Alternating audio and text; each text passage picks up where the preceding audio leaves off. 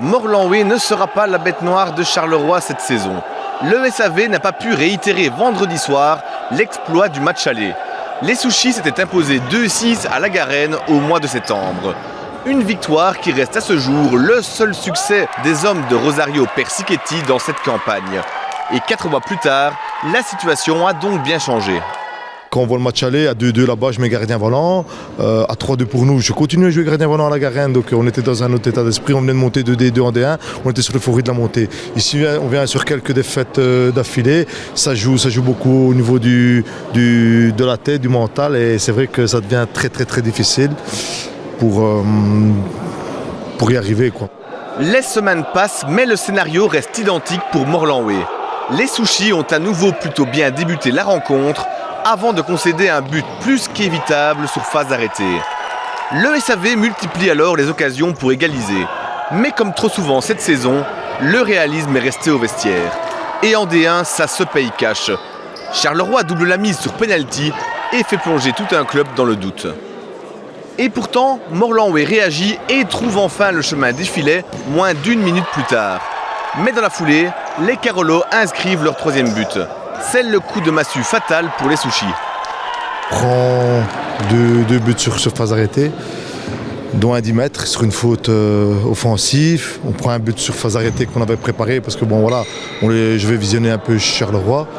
Et voilà, donc ce qui se passe actuellement, voilà, on a difficile à marquer. Pour marquer un but, tantôt on a marqué le 2e goal, on a dû faire 4-5 passes devant le gardien pour marquer.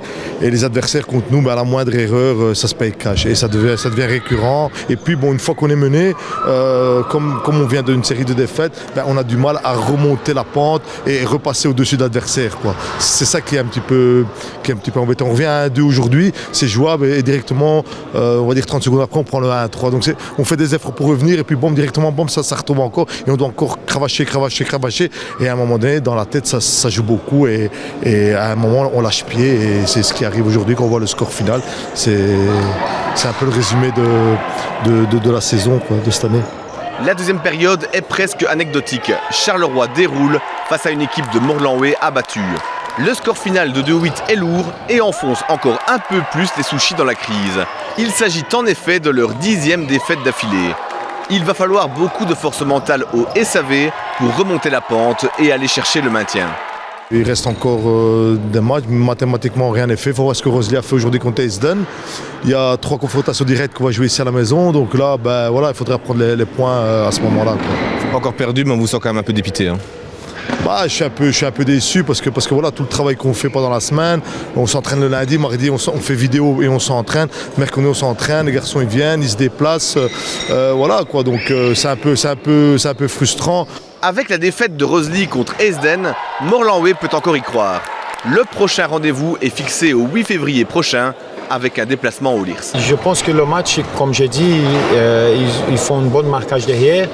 Et au début de match, surtout, j'ai dit si on sait récupérer ces ballons au marquage presse et marquer 1 ou 2 buts au début du match vite, ça va faciliter la tâche. Je pense que c'est ça qui s'est arrivé. Et après, on a mis 3-0, ils marquent un but. Et je pensais qu'ils allaient même revenir, ils ont eu beaucoup d'occasions. Mais après, on su gérer le match avec les jours d'expérience qu'on a. Je pense que c'est ça aussi que ça fait la différence.